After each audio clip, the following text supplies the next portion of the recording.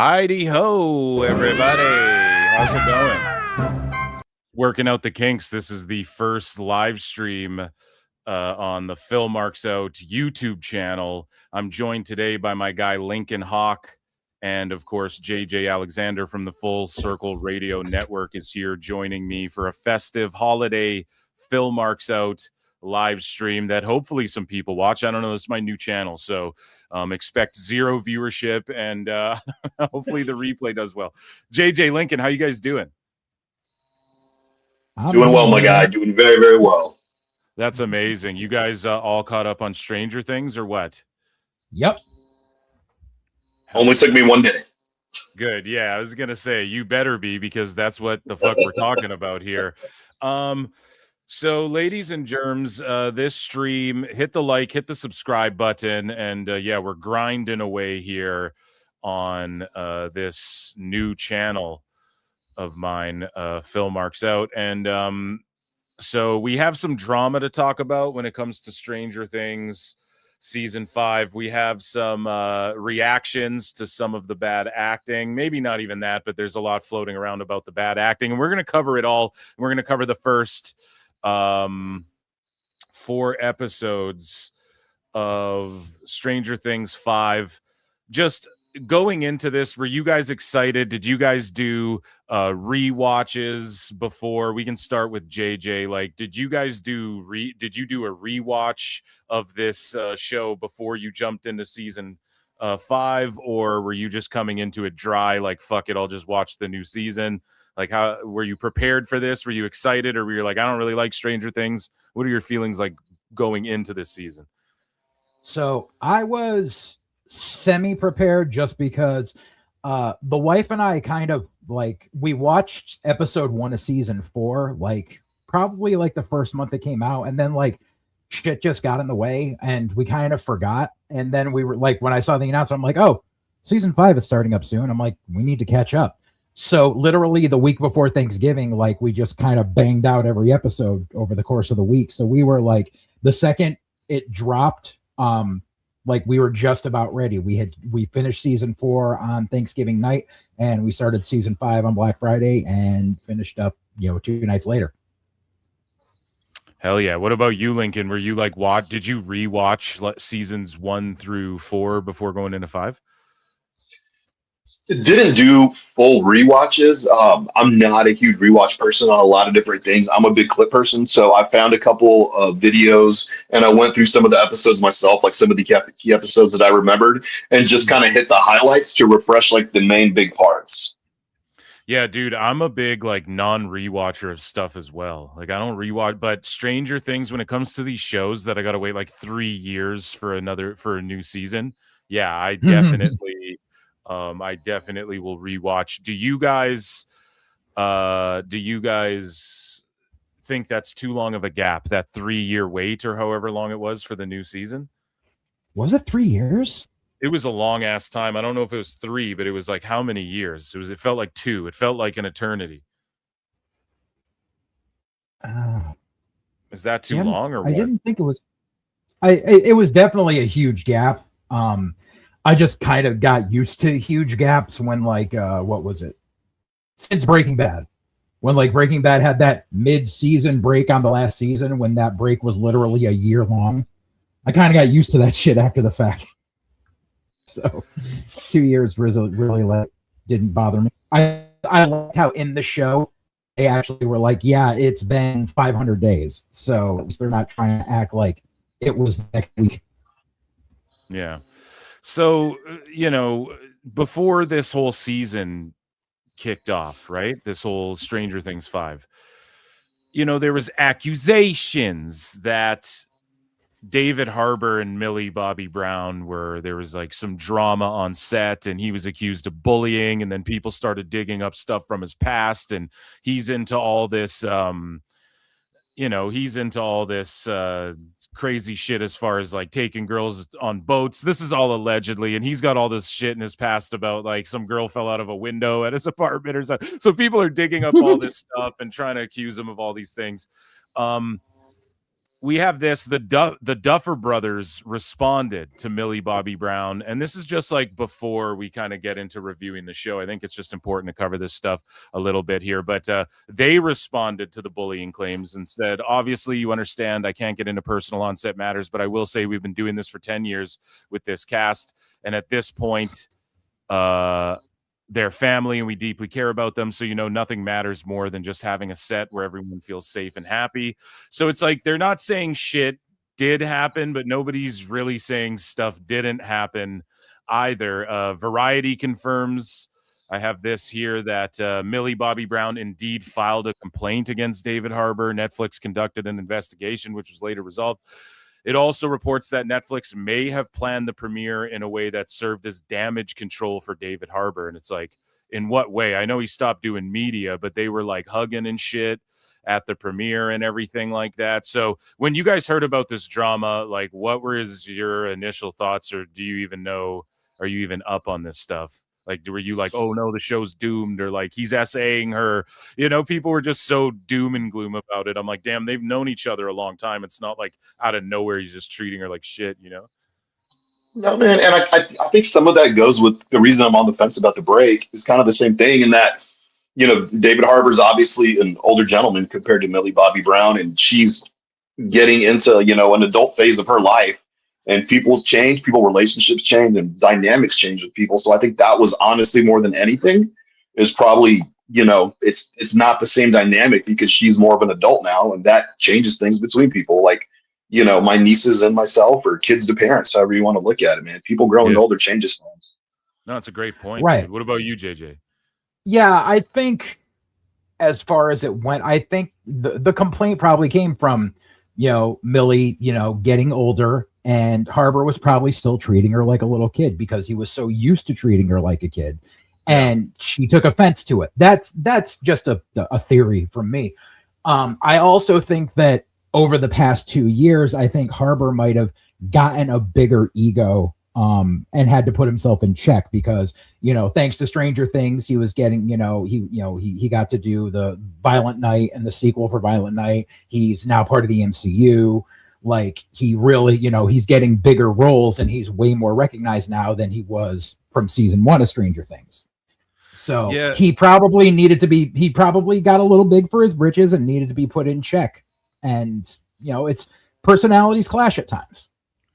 Yeah, dude, he that's the rumors, is that like he dates girls and then will brag to them about how he bangs his friends' wives and stuff. Now, this is just like people, I don't know, people could be making this shit up.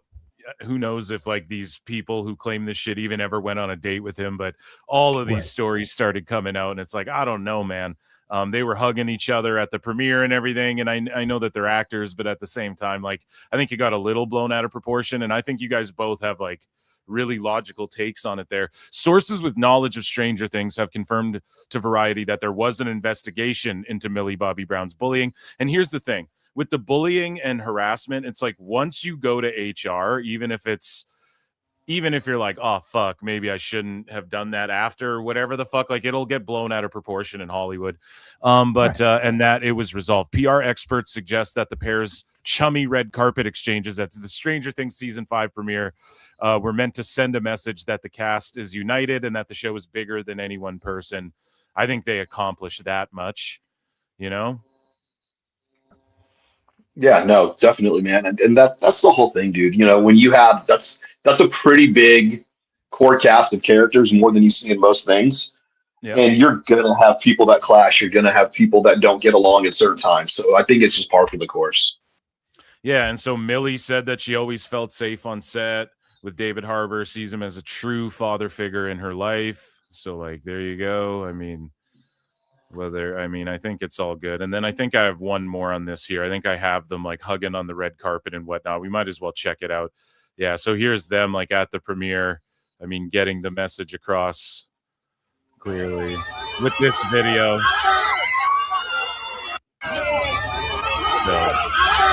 I mean, it does look like it might be a little for show, but oh well, it's Hollywood, baby. You gotta dress it up a little, It is exactly what it is. Yeah, and the show is bigger than any one person. It's not like he did some cancelable thing where it's like, oh, everyone hates him now, But let's get into like the show itself. Okay. So I'm gonna be very transparent. Overall thoughts. We'll get into each episode. We're not gonna like dissect the nitty-gritty, but we'll go through each episode here. But overall thoughts on the first four, like what were the feelings for you guys? For me, I'm very honest about it. Like the first two episodes, so okay, for me, Stranger Things is the rewatch that I did before Stranger Things 5 solidified that it's one of my all-time favorite TV shows, without question. The writing is so good in every season. This season, man, the first two episodes, I was like, what the fuck are they doing? And it's not like The Gap. Like I rewatched it right before the new episodes drop. So it's not like The Gap for me was, oh, I just haven't watched this, so like what are they doing to this show that I liked 3 years ago or 2 years ago that I haven't watched in 2 years and now I'm fucking shitting on it. It's not like that. I just genuinely was like, what are they doing? They're rehashing shit, and that is so well established already. And this whole like the crawls, the military, all that shit, I just was not into it. And then by 3 and 4, it's like they were doing a couple misdirects. Like they did that, it was almost because they knew they were going to like swerve us hard in like 3 and 4, and they just wanted us thinking like, oh, it's more of the same. Oh, Will's just like possessed and shit, and he's just like, he gets this feeling, but like he doesn't do anything about it, and oh, more of the same. Like it just felt like that until episodes 3 it really picked up, and then 4 I just felt like, I mean, it was just hitting on all cylinders, so I'm feeling really good going into the next batch episodes. But just quickly, like overall, both of you guys, we can start with JJ. Like how did you feel just when you watched these 4? Were you like, oh yeah, this is that show I love? Or was it like, dude, it's not picking up for me yet? There's a lot of hate online I'm seeing for this season. I was digging it right from the get-go. Especially because like I just finished season 4, so everything was fresh in memory.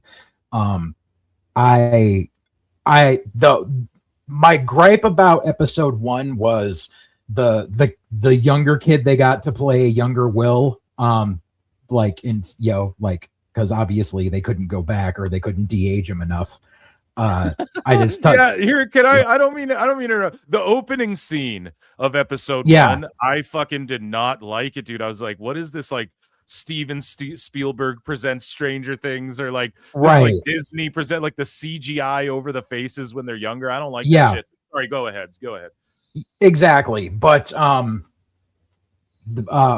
was just like, okay, so they're showing a flashback, because at first I was like, who the fuck is this kid? And then I was like, oh, it's supposed to be Will. Okay. But I thought that it was a nice misdirect in the first episode, because when they showed the flashback, I like kind of got a chill. I was like, oh no, Will is a Trojan horse and he doesn't know it. Mm-hmm. And I thought that was how they were going to go with it. Obviously they didn't, which I was happily surprised with. So that was a decent setup. And then, like I said, just them acknowledging the time jump, them acknowledging everything that's happened with a certain amount of exposition with the radio station. I was cool with that. Yeah. I like that too. Yeah, exactly. And the way they were showing everything, I'm like, all right, so we're definitely doing okay. Military encampment, everyone's quarantined. My big thing was, okay, the entire city's quarantined and walled off. It's been a year and a half in their time, but they can't find 11, and they can't even find Hopper. Like, do they even know that Hopper was there prior to him jumping onto that convoy? I was like, there's only so many square footage of the town to hide in. Like, even if you're moving every day, like someone's gonna catch you in a year and a half. It's that seemed a little far-fetched to me, especially with like how she's doing the running course to break her time. I was just like, no one's ever like patrolling like the outskirts to figure shit out.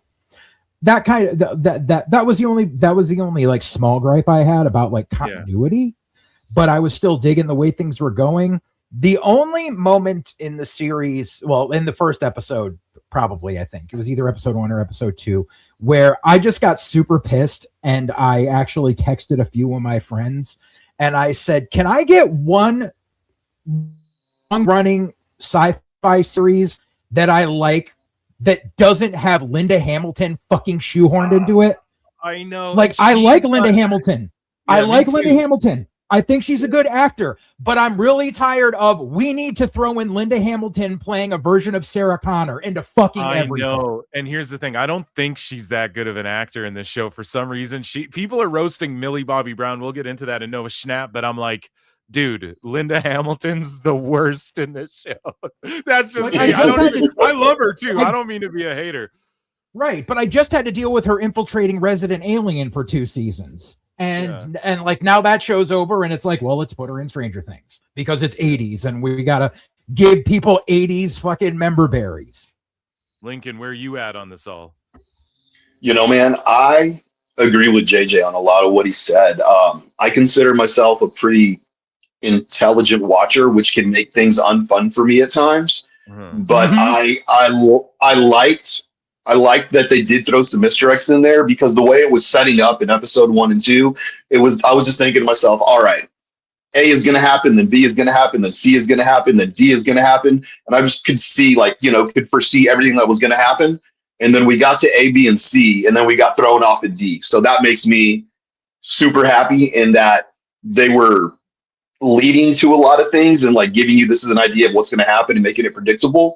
And then they pulled away from that. I do also actually like the way they did episode 1 and 2, strictly from the respect of, I think it was a way to maybe bring some people in that hadn't watched the show before. So I think they were trying to make it friendly to first-time watchers, which I think the way they started episodes 1 and 2 out helps. And the one thing that I really, really like, and not just because I love the music, I think the radio station is a great like central location as like almost like a home base for them. And I think them having like their little fortress or home base being the radio station is freaking amazing. I love that too. And dude, I told my wife, I was like, on rewatch 1 and 2, like knowing where 3 and 4 go, 1 and 2, episode 1 and 2 hit like way harder. They're just way better. And that's the thing about the show. Like it didn't let me down, but yeah, it was just sort of kind of swerving. I love the radio station edition. We were talking about though, like the bad acting. So here's a video of like Noah Schnapp going Schnapp. I don't know. It's going kind of viral. I guess people are making fun of like his appearance on the Tonight Show where he recreated spoilers ahead. I don't know. But he like recreated his power scene or whatever. And people are like, it's so cringe. He's the worst actor. Overall, the acting in this series, I mean, here's the thing. My friend Husey fucking hates, he says Millie Bobby Brown is like the worst actress in everything she's in. He just hates on her so hard. He's like, she's the worst actress. I don't even know what she's in. So like, I guess she's in the Godzilla movies or whatever. I only seen like, she's in one of them. Okay, so I've never seen like Godzilla and Kong yet. I've only seen like the Kong movie, and then I think Godzilla got 2 movies on his own or whatever, like in that universe. New, I haven't seen any of the Godzilla versus Kong, Godzilla X Kong, whatever. I haven't seen any of those. So I guess she's in one of those. I know she's in like a Sherlock Holmes movie, right? But I didn't see it.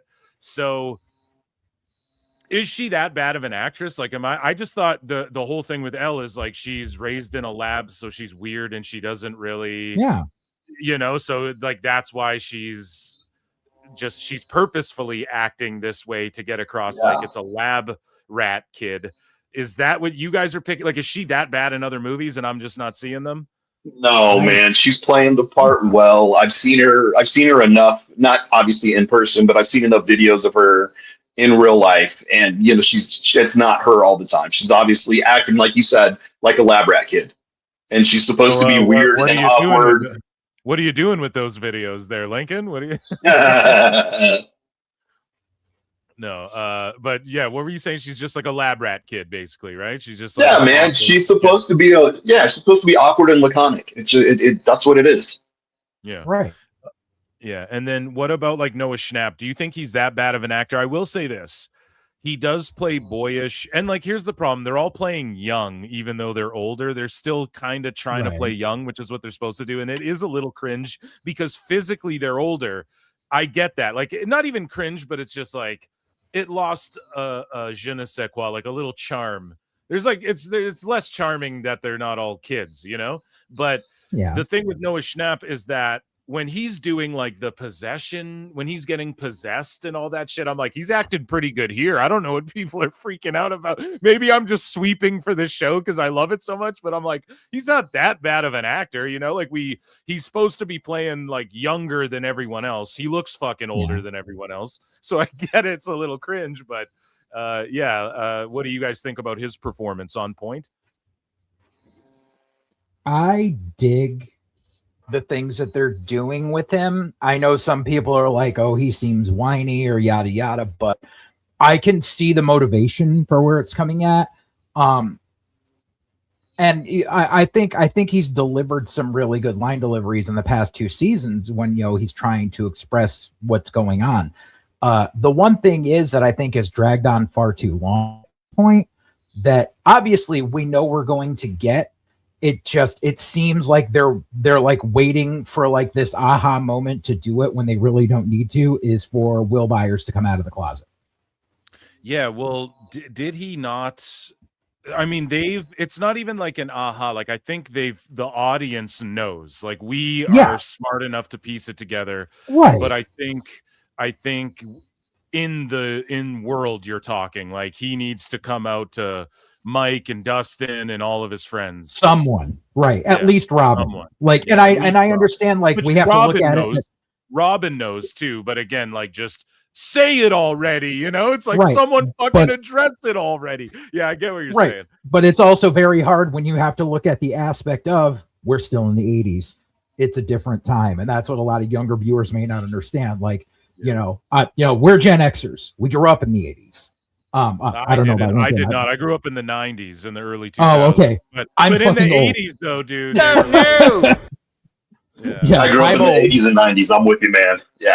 Yeah, but like, you know, back then it's like, and I don't want you to get too much, but like getting called an FAG on the playground was a pretty normalized insult. Yeah, and in the 90s too. I mean, we threw that around. Everyone was calling each other that shit. You know what I mean? So, yeah, exactly. And even in like Monster Squad, I rewatched that over Halloween. And that's what, dude. They're just like calling dudes gay and shit. It was just the insult of the times, I guess. So, it makes sense. So you're not that sure. He hasn't just been so forward with it, like now, and you're not sure if he's actually going to do it by the end of the series, if he's actually going to fully say it, because in the context of the decade that it's in, it's like you still may be quiet. And that's why I feel the payoff at the end of episode 4 is kind of like, it's a weird metaphor that I guarantee people are taking wrong, but I feel like they were doing the metaphor of calling myself true to power has opened up my superpowers. So admitting that I'm gay is giving me power. Like, I know that's not directly what it is, but that's the metaphor the Duffer Brothers were going for. Yeah. Sure. Yeah. And what do you think if people are like, that's woke? I don't like that. What do you say to those people? Yeah. I know. Here's the thing, man. Like, Will Such and Robin are very interesting characters. Right. Besides the gay thing. That's just on top of it. So I get it. There is shows out there where it's like, okay, what are you doing? Like, it's just overly, like, nothing's interesting about you other than you're a lesbian or whatever. I get it. There are shows like that, but I mean, I'm so tired of any time there's like a gay character, you get people online just like, this is woke and fucking right. As long as they don't throw it in your face, I would assume 95% of people are fine with it. It's always that vocal 5% minority. Yeah, no, you're absolutely right. It's just online chatter and shit. And like, trust me, I'm right there with the psyop. Right? There's like the Illuminati. They're putting symbolism in the show. Like, trust me, I'm right there. I'm up on the shits, but like, not everything is that. These characters, we're in love with these characters.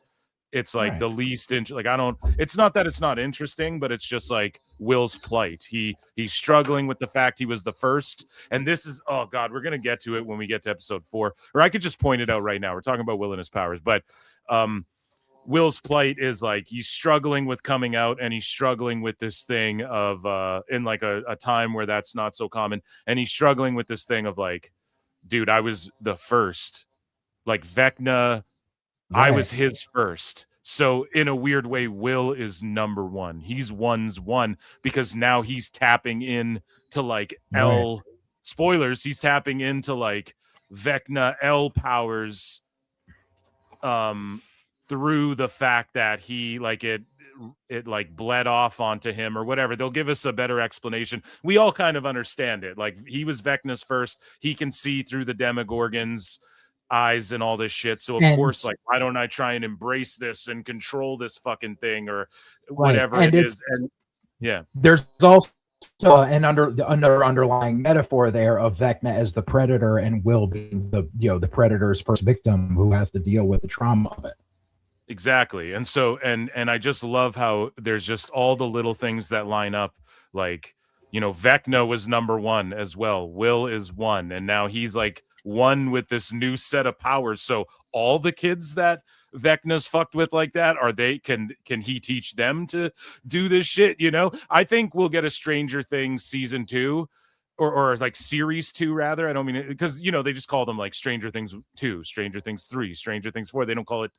I mean, I know they're technically seasons, but the show itself, they just go Stranger Things 5, so I try to stick to that, stay true to that. But I think we'll see like a Stranger Things series 2, and maybe some of the kids were victims of Vecna, and like a few of them have powers. That's my prediction for the future. I don't know, but let's get into episode 1, which was called The Crawl. Okay, chapter 1. And so the runtime on this one, 1:11. I like these movie length episodes, especially knowing it's the last season. Give it to me, tell the story. Yep. Yeah, don't break it up. Don't cut it up in stupid spots. Hook it to my veins. Yes, just feed it to me. I want it to go long and hard. You know what I mean? Pause. Right? Speaking of the first. Yeah, dude. So it's 87. Again, they're in a radio tower or whatever. And by the way, shout out Winona Ryder. I jokingly put her in the poll, like, who's the worst actor on the show? Winona Ryder is like so good in this show, truly. Like, is it 87? I thought it was 89. Well, it says 87. The gang evades the military to scour the Upside Down for Vecna, but fails to notice that working closer to home. But it starts in 83 and then shows you what Will went through in the Upside Down, which I actually liked. But that opening scene, it felt a little too Disney-ish for me, and I didn't like the scene. My wife was like, "Is that Will? That doesn't look like Will." And I'm like, "No, it's supposed to be Will." They CGI'd his face like they did to Elle in season 4. I don't know. Like, I think they could have. Didn't love that.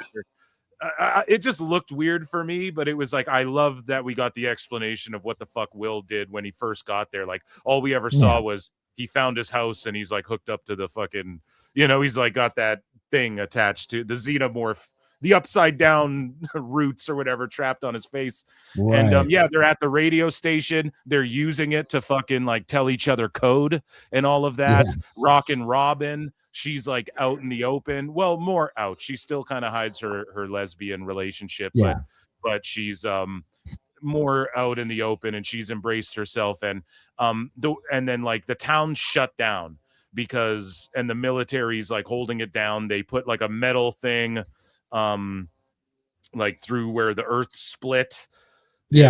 How many years? It's 87. How many years is that after? Is it just supposed to be like 1 year later? Like how? It's 500 days. Oh, 500 days. That's right. Dummy. Yeah.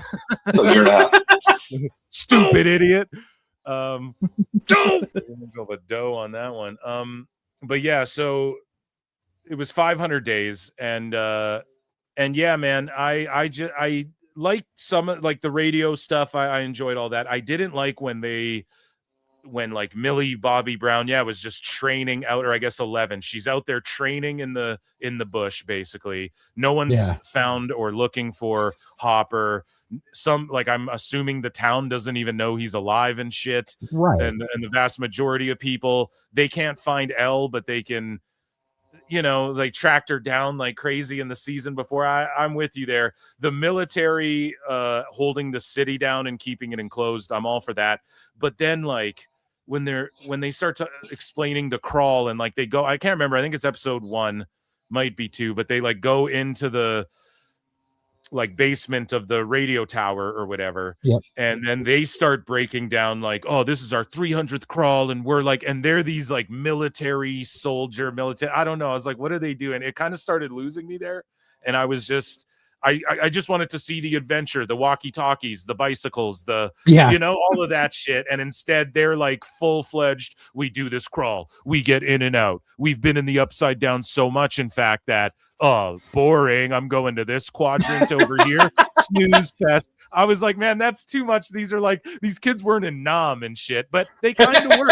You think about it, you're like, they were fighting fucking demogorgons and shit. And I love the addition of fucking like the military. You know, the conspiracy theories, like fucking there's a moon base, right? What would the military do? Oh, we're going to try and close this thing and run away. Nah, bitch. This is the United States of America. We're going to set up bases in the Upside Down, dude. Right. Like, and then my only qualm as well is like, where's all the demogorgons and demogorgon bats? Like they all are just gone now. Like they're just dipped out. You know, Vecna's recovering. Vecna was controlling them all. So we're just dipped out while he's setting up his next plan. Like, how's the military and how are these kids able to just walk around the Upside Down? No real signs of demogorgons and demogorgon bats anymore. Like the Upside Down's just way chill now to where like you can have heart-to-hearts sitting in the back of a bus while planning your next fucking mission. I wasn't really down with all that. I'm like, what the fuck's going on? But they're explaining it well, but yeah. Yeah, my interpretation of that was after the battle at the end of season 4, like basically like, you know, like after Eddie died and like all the bats retreated and everything, and when they blew up, like, you know, when they set fire to Vecna and everything, basically because everything's a hive mind and Vecna needed to recover, basically all of the veins and the tendrils and everything that are all over the Upside Down started fading backwards because they were retracting because he was dying. So obviously things wither and things attached to him wither and die. I'm sure the demigorgons are just like holed up like in like cocoons inside the living wall, and that's where they come from. And plus you also need to figure, so the military, they covered up the seams and they set up the base inside of the Upside Down, but it's like the special ops are inside and all the rest of the grunts are on the outside, and they just have that one straight path going back and forth in between, and they're really not trying to clear out anything else until they have shit figured out on the inside base. And then we also have, or Lincoln, what do you got any thoughts on that or what?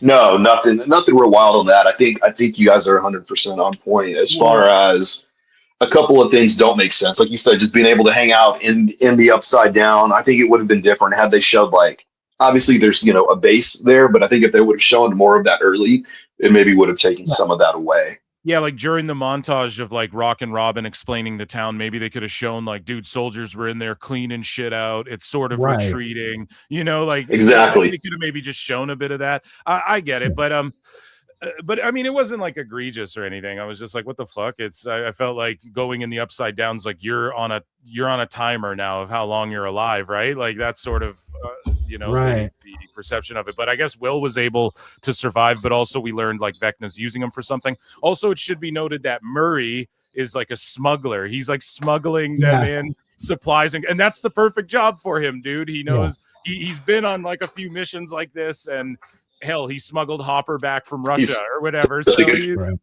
tremendous. That was great. And then there was one other thing that it was like a misdirect, that the only thing that kind of irked me was at the end of season 4, it shows like the black sky opening up and the Upside Down, you know, pollen stuff floating down and killing everything up until the ridge where they were standing, and they're like, oh shit. And then it's just like, nope, we covered it all up and all that shit's gone. I know. I didn't like that either. But I didn't dig that.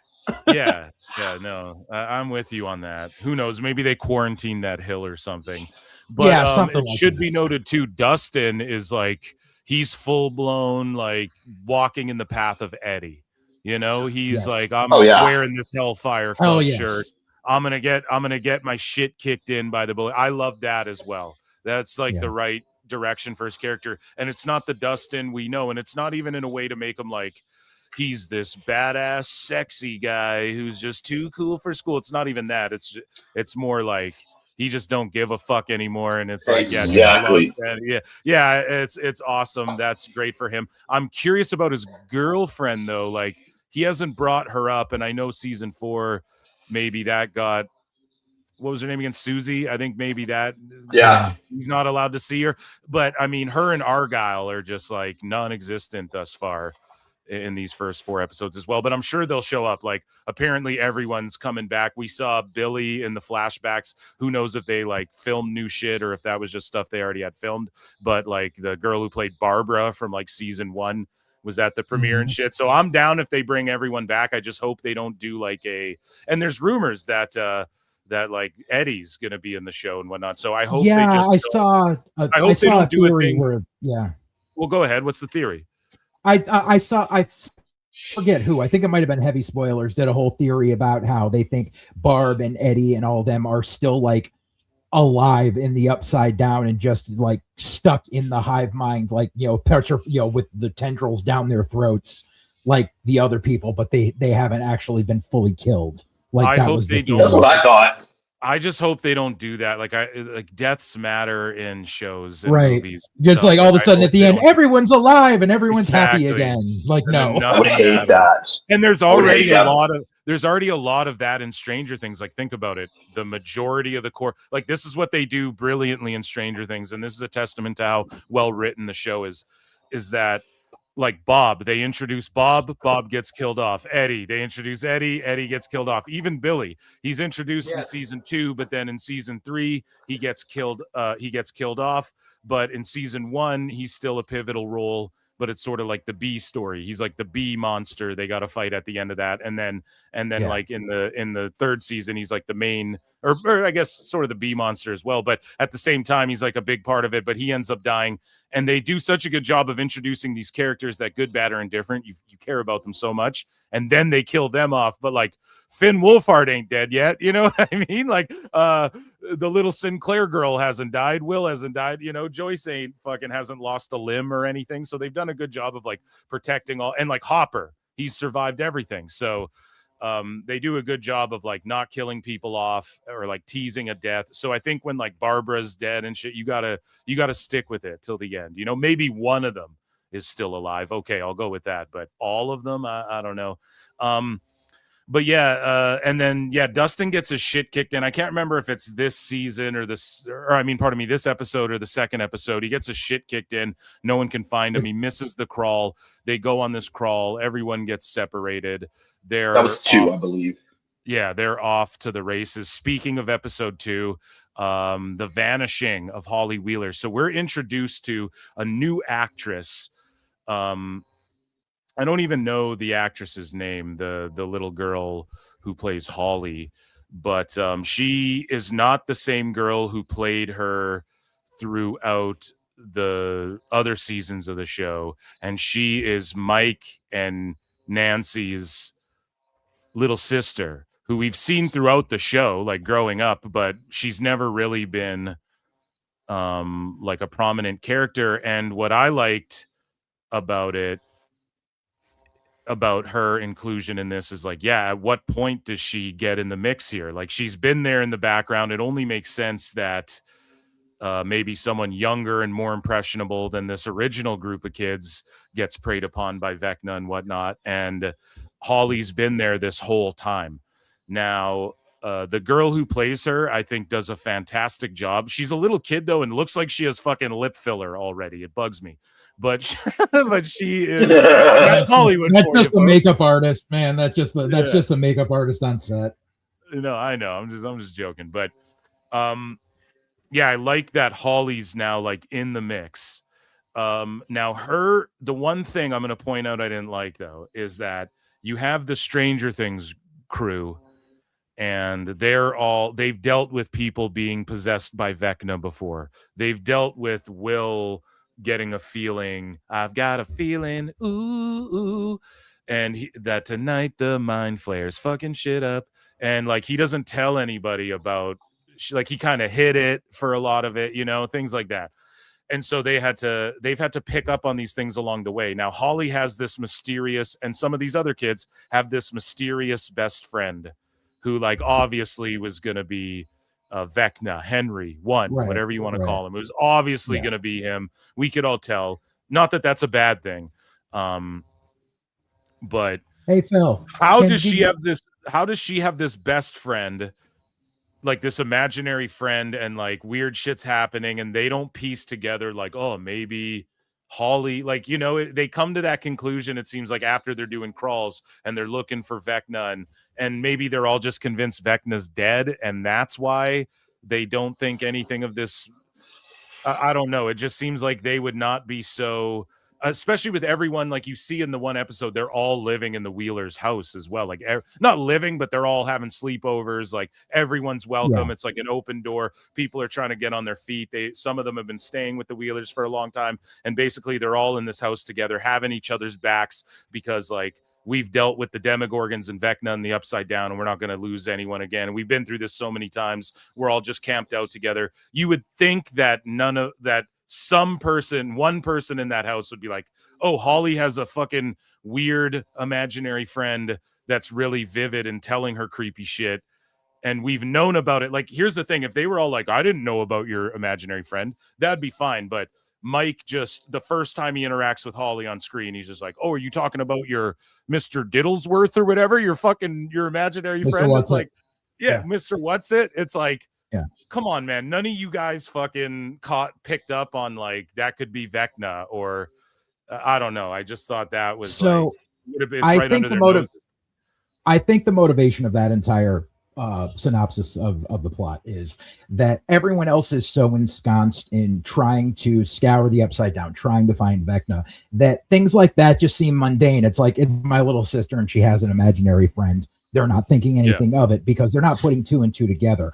Also, I would just like to say that the people complaining in your chat don't seem to realize that we're doing an episode by episode breakdown right now. And they're complaining way too much. Oh yeah, a lot of complaining. And also the fact that, talking about these guys critiquing people's acting. Keep complaining in chat. Show you guys out. Hit like. Right. No, I'm not complaining about anyone's acting, but I can tell you that I was a stage actor for years, so that's why I'm actually like speaking from past experience. So yeah, who gives a shit? I said I love all the acting. It's just they got mad at your poll. They got mad at your poll and are taking it way too personally. Oh no, dude! It's just supposed to be funny, right? Like I know. It's everyone was complaining about the acting online, so I title it that, and then fucking I'm saying how I like the acting. You know what I mean? It's all part of the show, baby. So what's up? Lincoln rejoined us there. So Lincoln, your thoughts on season 2? What's up, buddy?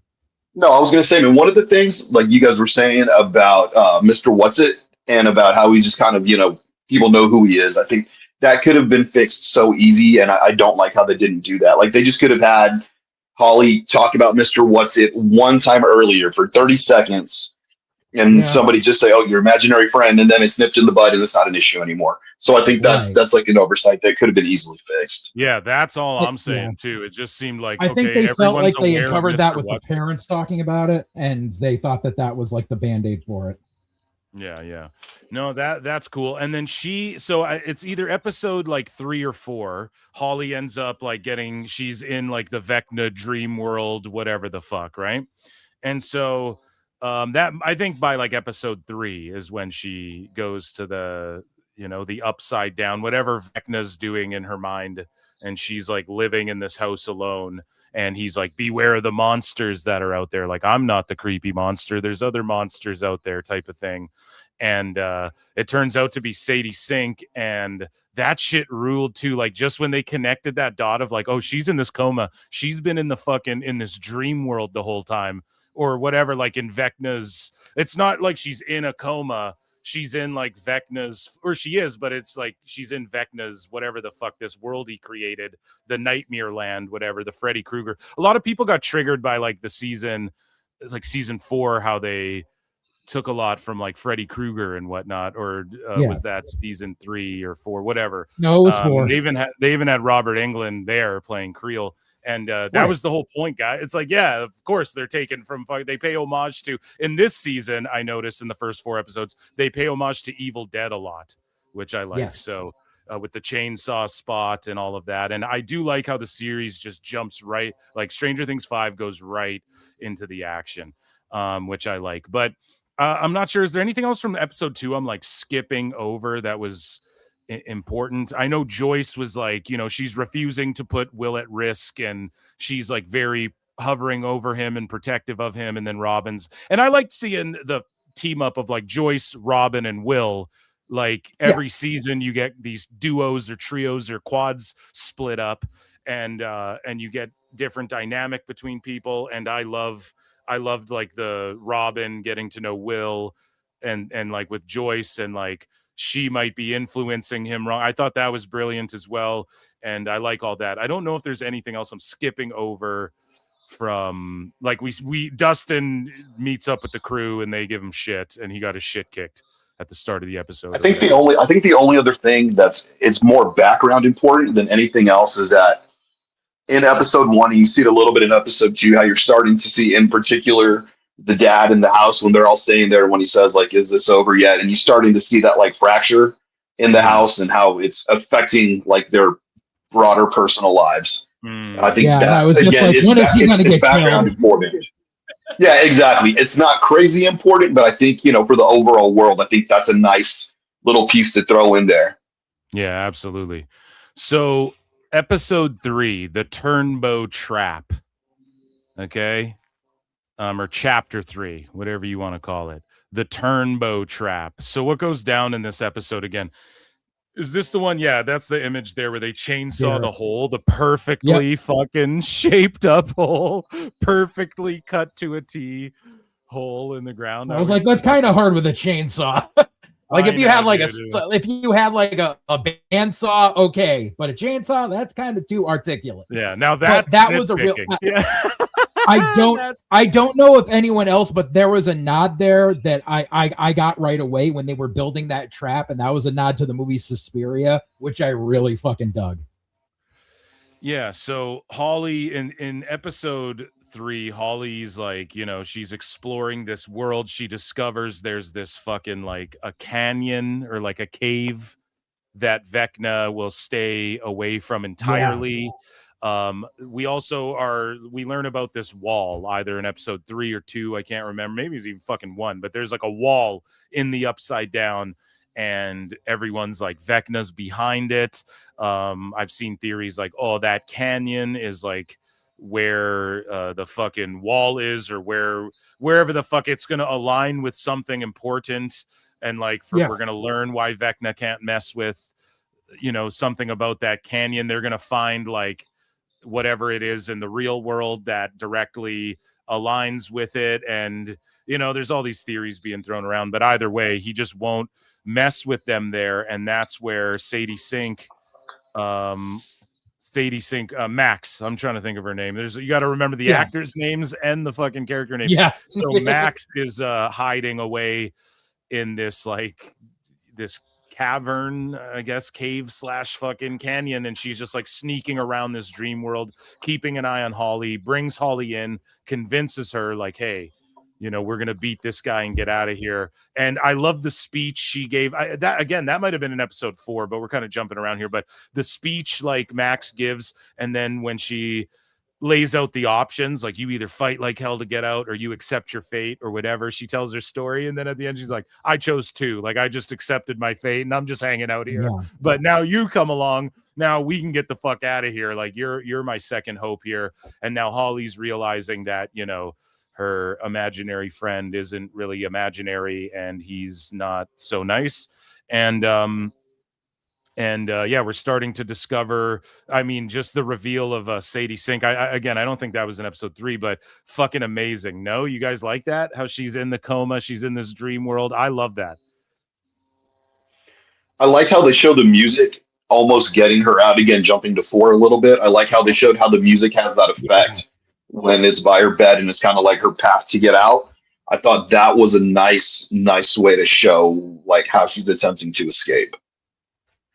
I still don't Absolutely. understand why Vecna can't go into the canyon, but I just might be dumb. So, No. They're going. It hasn't been explained yet. Yeah, they haven't explained that yet. So they're going to explain that, and it's going to. They've had a couple really good fucking swerves, and especially in that 4th episode, man. God damn, where they just dropping bombs on us. But yeah, JJ, anything you need to add about the turnbow trap? I mean, pretty much they set up a trap. They burn fucking. What happened again? Like it was like somewhat. They got their they mission they here, had but they had the Demogorgon fall into the Speria trap. They set him up. What do you call it? They shot the tracker into him, and then they set him on fire enough where he had to escape back into the Upside Down. So that way they had the tracker and they could follow him. You're right. And the tracker was kind of fucking lame. And then also you have like Murray. Oh, and then we should talk about this too with the relation. The tracker, I don't know, in the 80s, it's like a glowing light thing. I was like, that's kind of fucking lame. Whatever. These kids are smart, they're whiz kids. They set up these fucking radio towers and all this shit. I'm willing to believe they could set up a tracker or whatever. It's sci-fi. We're talking about Demogorgons and shit. That's one of the things that Murray invented like 2 seasons ago. So right, and speaking of Murray, he keeps pushing like Jonathan, who's going to propose, and we skipped over this. This is my bad. Yeah, as the host here, so he wants to propose to Nancy, and he doesn't seem as much of like a stoner as he was before, but he's still because he hasn't been able to get pot for 500 days, dude. Yeah, dude, that's true. I'm wondering where the hell fucking Surfer Boy Pizza dude is. I know Argyle. Well, he's in California, I assume, right? No, so he was with them. He was with them when they were fucking. He was with them fixing the cabin at the end of season 4. So he was stuck in Hawkins when they did the quarantine. Right, but how do we know? Here's the thing, though. We don't know if like it's not like they quarantined right then, even though we do see the military flying in. It's like maybe they're like, you're not from here, get back to California. Like that could easily just be explained later too. Like that's not a big I just assume he's back in California and the government was like, get his ass back to California. I'm going back to Cali. But like also Susie, I just want to know what's up. I just want like Argyle will pop up and we'll all be like, oh shit. It'll come at a moment where we're all like, oh my God, all hope is lost. We'll see. Argyle's going to show up in the van with Dustin's girlfriend and her sister.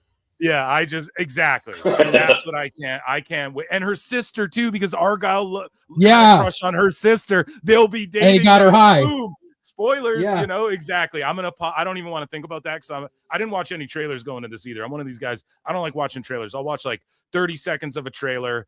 Or I will watch a whole trailer if it's like Marvel or Stranger Things or something I know I'm gonna watch, like Doomsday, Marvel Doomsday is coming out, whatever the fuck. I'll watch like the teaser trailer, then that's it. So with Stranger Things, you're like my co-host on my movie podcast. He does the same way. I'm just like, dude, I don't want to see shit. I already know I like Stranger Things. I'm already sold. Just let me pop for the moments. You know what I mean? I don't need to see anything. Like you don't need to tease nothing. So yeah, Argyle, back of my mind, he's just in Cali. He's gonna show up with Susie, and I love that.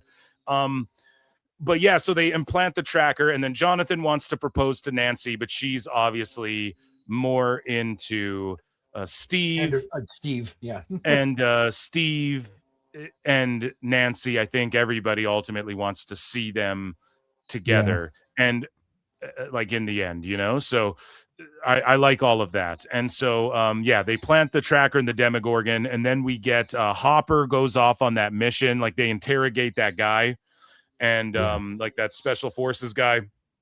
He goes off on this mission. Again, this might be episode 4, which we can jump ahead to, but in episode 4 or 3, I can't remember when they end and when the next one begins.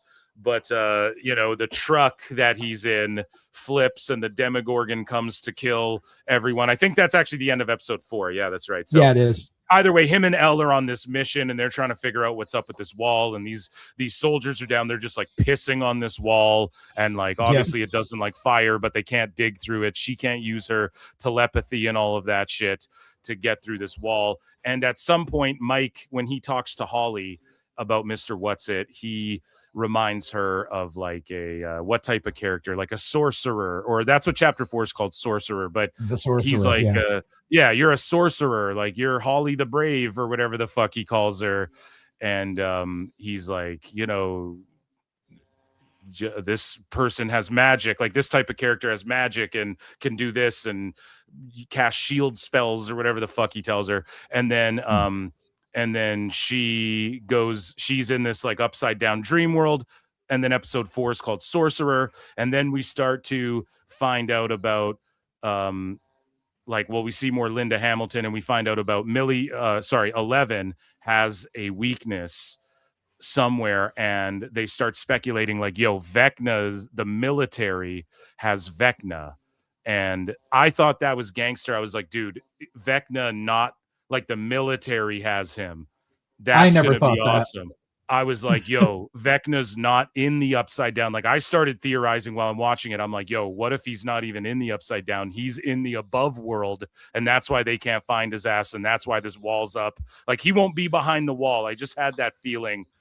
And so what did you guys make of all that? Like, a lot of teases for them to just swerve us fucking hard and leave us wanting more answers to some of these questions. Like, what did you make of that building up to? And then we'll talk about all the reveals, but pretty much they're making us think like, okay, Vecna's either hiding behind this wall and he's weak, he's dead, and there's like maybe another I mean, obviously we knew Vecna's going to come back, but it's like it could be super Vecna or something, but he's hurting right now. He's either recovering, almost dead, maybe did die and we just don't know about it, or the government has him, or he's like on the military's in the upside down, but he's in the above world, like hiding somewhere, and maybe the military are hiding him, like researching him, and he's just like dormant or something. That's sort of what they're making you believe throughout this, right? And then they have some weakness that's Millie Bobby Brown's weakness that she sees in her dream, but we don't know what it is. Is it just like a speaker? Is it a person? Is it Vecna and the military's hiding Vecna? They kind of make it seem that way. Like they're using Vecna to find Elle or to like weaken her so they can get her type shit. You with me there? Were you guys digging all of that? I was digging it. I didn't have that line of thought. I didn't think that the military had Vecna. Like when they were using the sonic oscillators, like I was like, they figured out something, based on something. Like it reminded me of like the old the Edward Norton Hulk movie. How they had the sonic oscillators that stopped him. That's what keyed that off for me. So I didn't think they had Vecna in custody. I think Vecna is part of that wall, and that's why he's retreating. That's where he's been retreating, like along with the Demigorgons, like they're all absorbed into that wall. Because I think that there is one step above Vecna that we have not seen. We saw the teaser of it in season 4 during that big lore dump. Where Henry first ended up in the upside down, and he found that like giant cloud of darkness that he tapped into. Right. I believe that's the same thing that the Russians were calling the shadow during season 4. I think that's going to be like the source of Vecna's power, that is going to be the ultimate big bad that they have to figure out in order to completely destroy Vecna by the end of the series. Super Saiyan Vecna. Right, exactly. What do you think, Lincoln? Were you feeling all of this? We'll get to the reveals right after, but just leading up to it, were you like, oh fuck, the military's got him? Did you think Vecna was like the weakness behind that door type thing? Or I never thought the military had Vecna in the right side of the world, I guess, if that's what you want to call it, or in the regular world. I thought Vecna was always in the upside down, definitely weakened in some capacity. And then I never thought the military had him. I actually did think that they may have somebody else that was like 11. I didn't think it was going to be the person from her past, but that makes sense. The other part, one of the things that didn't make sense to me was they use the flamethrowers to get in there, and then everybody they send into the upside down to do everything else, there's no people with flamethrowers. That's the only that irks me like nobody's business. Or like, why is there not 2 guys with flamethrowers at the very entrance to this thing at all freaking times? That didn't make sense to me either. I just thought you'd see flame people running around all over the place. Like that would be the standard weapon for every person there. Yeah, Yeah. or even like you know how the Demigorgon bats and the Demigorgons aren't around as well, and then they have the bases set up. It would be cool if there was some part of that where we see that like they've set up like fire moats or whatever, like they've learned that Traps, we're gonna Right. light something. Yeah. fires everywhere to light this place up, and also it Get just back in keeps the fiery water. yeah, like it just keeps all the fucking shit away from us. Like it doesn't mess with us over on our bases because we've surrounded the shit in fire, not just like a chain link fence. We know the Demogorgons can rip through that shit. But again, if we're believing okay that they're fucking retreating and Vecna's because clearly Vecna has some master plan.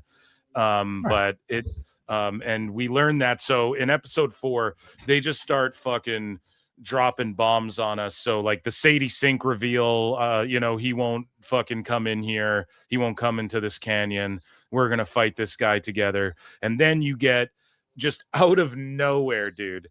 So pretty much these demigorgons, they're ripping holes.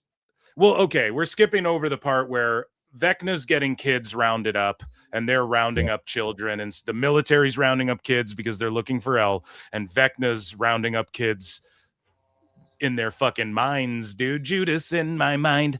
He rounding up people in their fucking minds to like marking certain kids, and then Joyce and you know, the Stranger Things gang, they figure that out. They're like, okay, we need to rescue these kids. So they like dig a tunnel, or they like find a tunnel that leads to a shitter. They get that chubby kid, you know, they tie up him and his family and drug his parents and shit. And he thinks at first like, oh, they're kidnapping me, but really it's like, you know, they're trying to help him, and he's also talking to Mr. What's It. And so they're rounding up all the kids who that were rounded up from the military, the ones who know about Mr. What's It. They're sneaking them into this tunnel. That's when the Demogorgons just start like ripping holes into the other world. That's when you discover like they can just rip holes anywhere, any place. Vecna shows up. He just rips a hole in this military base because the kids get found out. And then you know, that team led by that general from the last season or whatever the fuck he is, there's still that team that like they want to kill El, and now it seems as though like the whole military, that's not just like a core group of special ops, it's like everyone's looking for El. They think she's responsible for all this shit. Their initiative is to kill her outright. And so you discover though that Vecna's not weak. In fact, he's like Super Saiyan Vecna. He like looks way more badass. He's all horny and shit, you know? and he can just, him and the Demogorgons, like they can just rip holes into the real world wherever the fuck they want, however they want, whenever they want. Maybe he was hurt for a while and he took some time to recharge. I'm sure we'll get flashbacks and shit. We always do with Vecna. But you know, he's like stronger than ever, and he could realistically just run up and kill everyone with Demogorgons if he wants to at the snap of a finger. And that was fucking insane. And so all the kids, like everyone's split up. Robin is with Murray, and they have some kids in the back of a truck that they're trying to rescue. Demogorgons are chasing everyone, and Vecna has some plan where whatever he did with Will, he's rounding up a new batch of kids. And instead of just one kid, it's going to be a bunch of fucking kids. And that's why I think some of these kids are going to get powers too. Will's going to teach them. Maybe that's a future show. They're making a spin-off book about Nancy, I think, that takes place in between seasons 4 and 5. But either way, we get that the pretty much Vecna comes out, he just slaughters everyone. It's such a badass like Darth Vader moment where he just walks out there, fucking boom, boom, boom. Oh, he's just like, fire? I am Groot, bitch. Yeah, dude. And he's like, oh, like you want fucking fire? I'll just explode you. Boom, you're all on fire now. And fucking, you know, he's just wasting everyone. It was just like his Darth Vader moment. Let's talk about that for a second.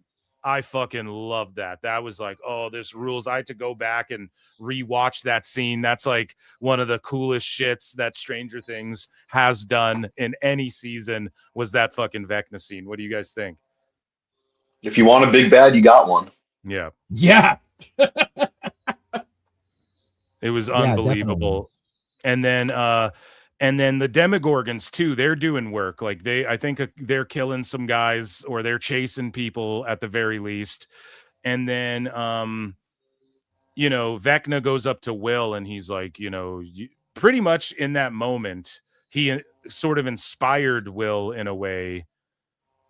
Maybe not inspired him, but it was just like all's lost. Like Vecna pretty much let him know, like, dude, I could have just rolled everyone and killed everyone if I wanted. You're lucky I killed them. I'm sparing you because you're nothing now. I used you. I got what I needed out of you. You're nothing, Will. You're all good. Which was I got these like new kids.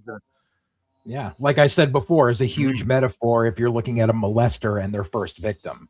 Like Yeah, that's dude. that mindset that they have. Yeah. And so, go ahead, Ben. Well, I was going to say, and then it all comes back to that talk that Robin had with him, and just you see the little flashbacks about how everybody's been treating him, and it just kind of you see that moment when it clicks, and he realizes he can actually fuck some shit up if he wants to.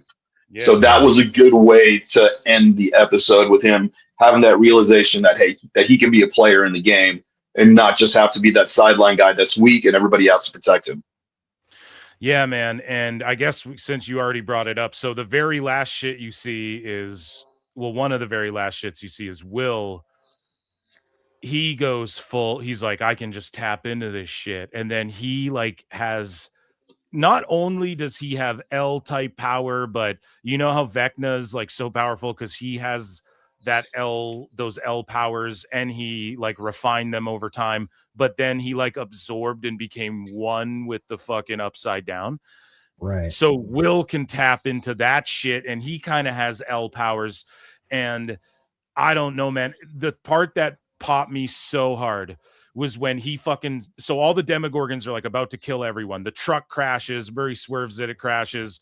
Sinclair's about to get chomped up by a fucking Demogorgon, and Sinclair gets chopped, dude. He gets sliced across his chest. I was like, Sinclair's dead. You know what I mean? Like, I legit, I was like, oh my God. And then, yeah, dude, Will, he just fucking boom, he stops all the Demogorgons. Boom, boom, bang. Boom, he reaches his hands out. He has his fucking eyes are flipped back in his skull, or they're just turned white. I don't know. And he's not only does he stop these motherfuckers, and I thought he was just gonna like kill them or rip them in half or like explode their brains, or dude, he's straight up Vecna's the Demogorgons, bro. Like from the last season, he fucking snaps their bodies into like half swastikas or whatever. You know what I mean? He snaps them up into fucking, all these. It's like, whoa, dude. And yeah, man, that shit popped me so hard. I was like, oh my God, not only does he got powers, but he's like doing whatever Vecna was doing to these motherfuckers. This means he's in sync with Vecna, who's in sync with all this shit. And I just thought that was amazing. It was very Matrix.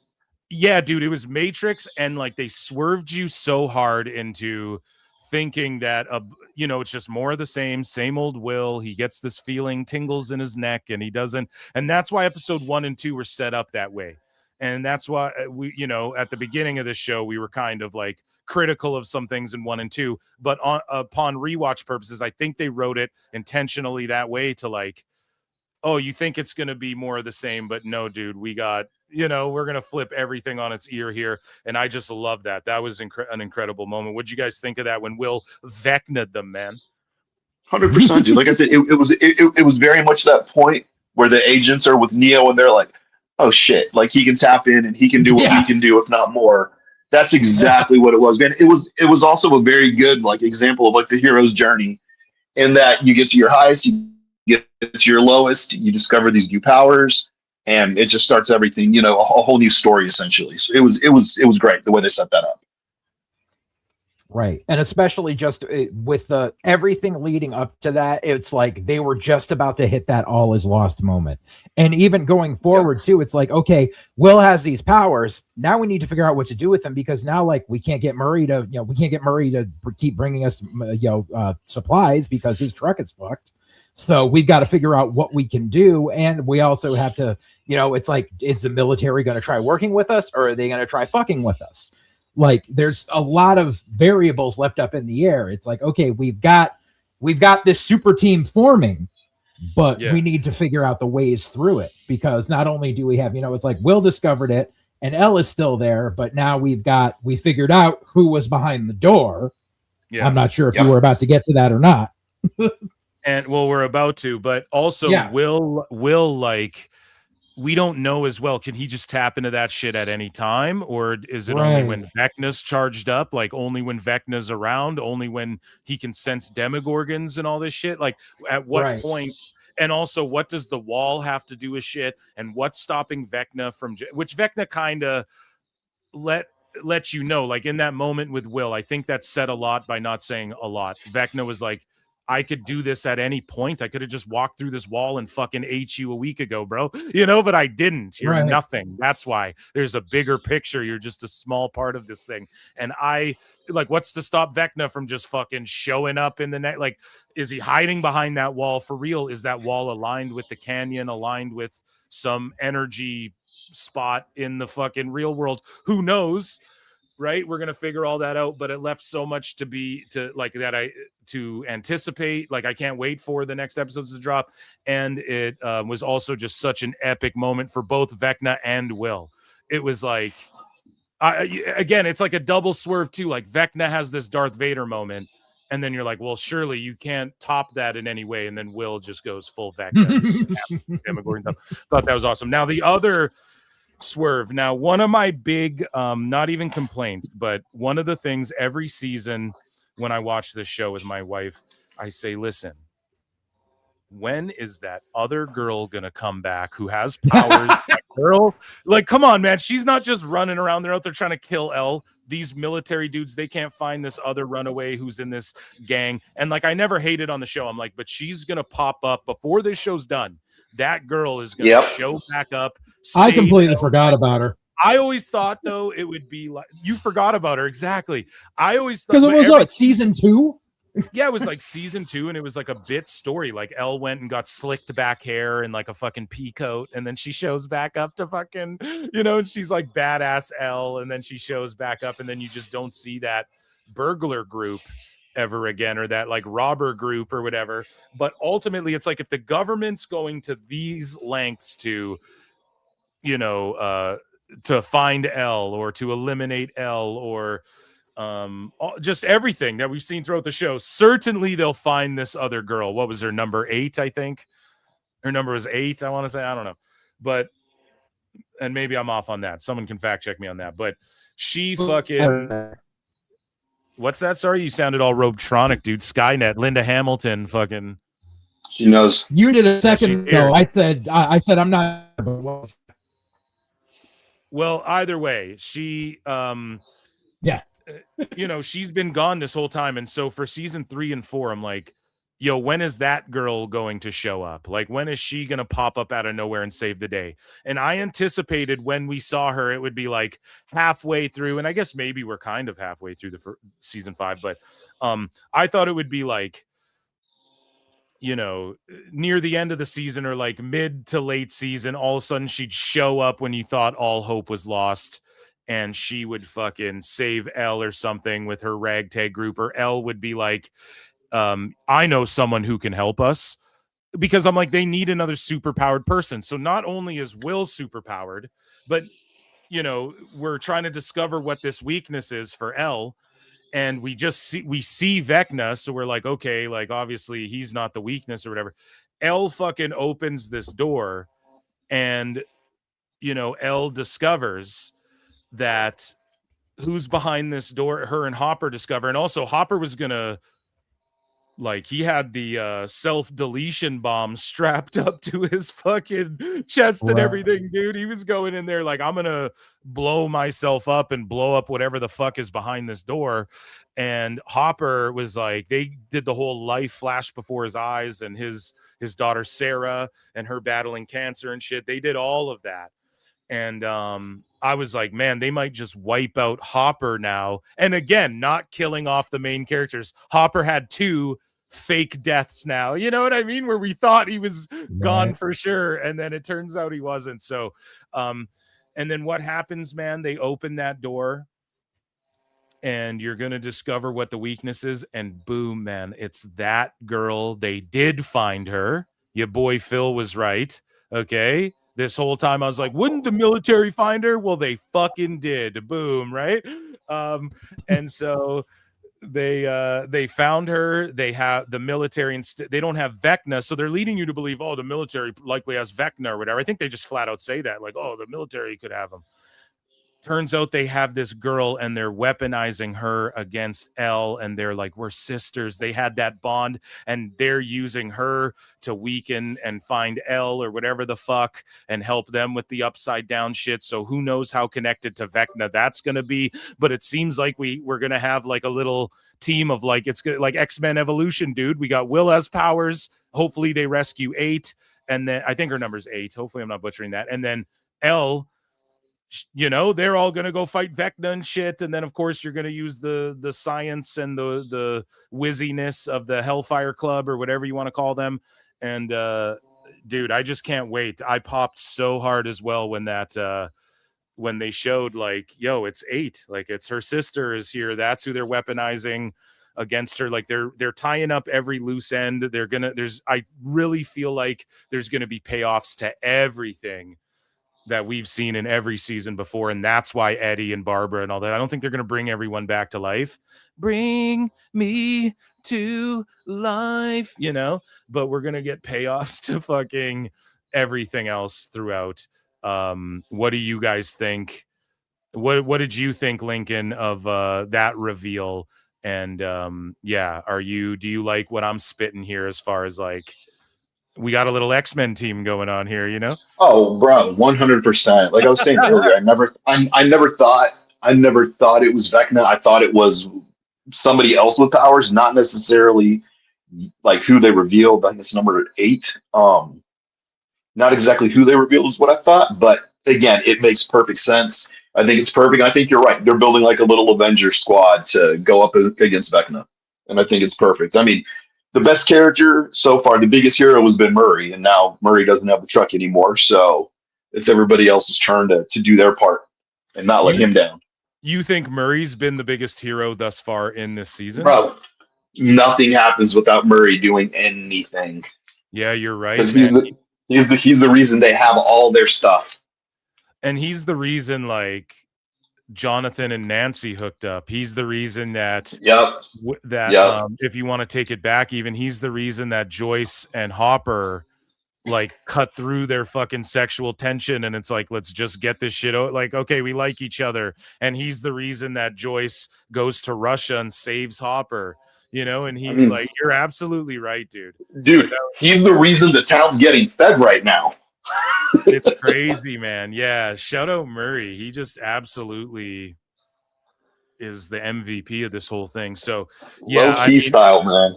Yeah, I absolutely love. And then what do you think of the little chunky kid that they kind of added, like that little fat kid that they added to the sort of to the team? Like, he's at first he seems as though he's a foe, and turns out he believes them and he helps them round up these kids. What do you make of that guy? Do you think I could see like a spinoff with him and Holly, and like I could totally see it, man.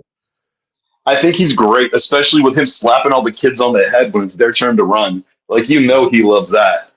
Oh yeah, man. He's just 100%, man. Yeah, exactly. I think he's that little like shithead person that every party needs. That you're like, what the fuck are you doing? But he comes in handy when you need him. Yeah, he does. So I loved it. I loved the first 4 episodes. I don't know where JJ went off to. I think he was having problems with his connection. You guys could hear with his mic, so he might pop back in. But dude, I love the first 4. You're looking forward to the next ones or what? I can't wait till Christmas. Oh, dude, it's 20 days, but like, fuck. My God, I almost wish they just would have done it like one a week, because I hate these gaps. I hate these gaps. Like, in the best possible way. The anticipation is there, but you know, it's like you're fiending for, you know, crack or something, man. You're like, if I just had a little fix every week, I'd probably be fine. Yeah, I'm with you, dude. That's why they gave you 4 and then a 4-week gap. It's like, spread them out yourself, pussies. Yeah, I've got no chance of that doing that. No impulse control whatsoever, bro. Yeah, me neither, man. Other people love this show too. Like, let me see. Am I on the air posted? Stranger Things 5 is the #1 show in the world with 59.6. We'll just round that up to 60 million views. It also boasts the biggest premiere week ever for an English language show in the history of Netflix. and people were saying Netflix was crashing and shit. I don't know if that's true. And they also were saying it was trending for however long. There's some hitters though, man. That Matt Rife crowdwork special, I just watched that. That actually was way better than I thought it was going to be. But so that was trending, I think, like above. It was number 1, and then Stranger Things finally was bumped down to 2 in Canada, as far as what I saw at the time I watched it. That could be different now. I'm not sure, but yeah, I'm glad that I like that they gave us 4 episodes and then they give us a bit of a break. Like if they gave us the whole season in one, we would have just been binging it the whole, and then people would have forgot about it. This way, they're like going to have people talking about it into the new year. And like could end the year. Well, they're starting the year actually with the finale. So speaking of the finale, it's going to be in movie theaters and select theaters. I think 500 theaters. The runtime on that is like 2 hours and 5 minutes or something. Do you think that's a good idea to do it in select theaters? Like I'm going to tell you right now, Lincoln, I would 100% go if they had one around here, but they definitely don't. But if they had any I've been looking, if they have any screen showing it, I will 100% go see the finale in the new year in a theater. Would you like that, or is this your show where you're like, nah, I just want to watch it at my house? No, dude, I'm a huge movie theater person. So I think it's a wonderful idea. I think also too, and this is a little bit conspiracy theory on my end. Yeah. I think too with them now having the production studio, once the stuff with HBO and all that goes through, I think this is just them getting their feet wet and seeing how it goes. But I think it's a great idea for them to go ahead and include a wider audience. Stranger Things movies is what you're alluding to there, Lincoln. Or yes, like some kind of spinoff, or even just seeing what Netflix can do now with like a giant production studio. They can actually start putting out these big features at. And it could, I think it's a test, man. Like if you have another show that ends up being huge for them, and they can say, hey, we're going to do 10 episodes and the season finale is going to be in the theater for 1 week only. You're going to make so much money doing that if you get people into that habit. Do you think it would be, is it like an Entourage thing where the movie, everyone's like, whatever? Or do you think a movie, like a Stranger Things movie spin-off series could work with like, okay, yeah, they're grown up and like Nancy and Steve are grown up, but here's their adventures over here. Like, do you think that could work in movie form, or do you think they should just keep it a streaming show?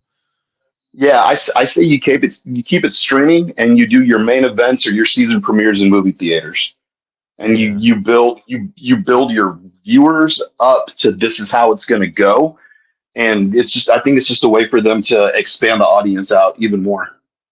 Hell yeah. So just to end things on like a light note, well, this whole thing's been fun, except for some people, I guess we upset in chat. But some funny shit came out here. We were talking about the chubby kid. What's his name? Derek. That was his name. Yep. Derek. Is that the actor's name, or is that just? I think that's just the character name. Yeah. So Derek, he needs a stunt double to run for him and all this shit. I thought this was funny. So they like CGI his face on the stunt double and shit. And it's like this, I think that's like a lady. That's like a middle-aged lady, dude. That's hilarious. That's crazy. That's funny as shit. And it's like, damn, they're just spending money on this thing. They can't just get this kid to run. Like, how much money does it cost extra to do that? Is that why we had to wait so long for this fucking show? They're just wasting money on shit at that point, no? Or can that kid just have like a fucking respiratory problem or something? You've got Netflix money. You're fine. Yeah, you're like, it's the biggest show ever. Whatever. Give everyone jobs. So here we have just another one that I thought was funny, where they are spending money on, I guess Finn Wolfhard doesn't know how to ride a bicycle. And it's like, bro, you're making all this money. You don't know how to ride a fucking bicycle. I was just watching, before we went on the air here, I was just watching John Cena on Joe Rogan, and he like went and learned Mandarin or whatever to try and, and I'm not saying everyone's Tom Cruise, you got to hang off the side of planes and shit, but like, dude, to ride a bicycle, Yeah, this kid can't even ride a bike, Finn Wolfhard. And Mike- they CGI. Whenever you see Finn Wolfhard, Mike, riding a bicycle, he's fucking CGI'd. Bike riding is a real technical Wow. challenge. What? Okay, good. He can't ride. So what we do is get a stunt rider to perform the body part of Mike. Oh my god, dude! Do I have to No. look up? Do I have to look No. up how much this guy gets paid? No. How much does Dude. Finn Wolfhard get paid for Stranger Things? Now this is like online, so it doesn't really. No. Finn Wolfhard, 4 million. You're getting 4 million, buddy. You can't learn how to ride a bike. You know what I mean? Am I just being a hater? I don't know. Run it through our It seems No, like you you're should be not. able to ride a bike. Yeah. software to get the movement Russell right. Crowe learns how to play violin for Master and Commander. I'm sure this guy can learn how to ride a bike for $4 million. Is this why we're waiting fucking this long for this show to come out? Take Mike's head, composite it on the animated body, drop in the background, and we end up like this. I thought they had a black guy riding the bike. What happened? You do more than just those two things you showed me. What, You do dude? not believe the It's fucking like, come on, man. This is why we had to wait so long for the show. No, I'm okay with waiting. man hours that went into that 3-second shot. Could you not have just got someone to teach him how to ride a bike? Do you think I Oh my god, bro. He doesn't even have an answer. If that's true, how do I get paid to go ride a bike for somebody? Yeah, bro. I'll take that job fucking tomorrow. Right. Oh my god, you couldn't figure out, couldn't you just hire a guy to teach him how to ride? Couldn't you just go out back and teach him how to ride a bike? Like anyone could teach anyone how to ride a bike. could pull off a shaved head? You guys, I learned to ride a bike. Oh, he did I it. did. Oh, I learned to ride a bike. I did that with my mind. Damn, so he did learn. So when was that though? He clearly, like, they're showing him as a little kid here, but then in the later shit, he's clearly older. He looks like recently. And if not this season, the last season. So I don't know, man. I just think that's funny. I don't care what age he is. Teach him. If the other kids can ride the fucking bikes, this kid's making millions, more money than most adults. Before this kid was 18, he made more money than 90% of fucking adult people. Like adults are gonna fucking make in their lives. You know, teach him how to ride a fucking bike. That's hilarious. But yeah, that was Stranger Things 5, guys. This is Phil Marks Out about Stranger Things 5. I've been Phil Marks Out. Follow me everywhere. Check out my pro wrestling pod, or if you guys are there from the pro wrestling show, welcome. I'm going to start grinding more on this channel. And yeah, I appreciate you guys. Lincoln, you got anything you want to plug or what? No, man. Good to go. And then, no, I think we're good to go. I appreciate you having me on. Just coming to hang out. How about no? No plugs. And JJ, check him out at the Full Circle Radio Network. I'll be hanging out with him, I think, tonight, doing a show, a stream or a recorded show. I'm not sure over there. Peace and love, everybody. Screw you guys. I'm going home.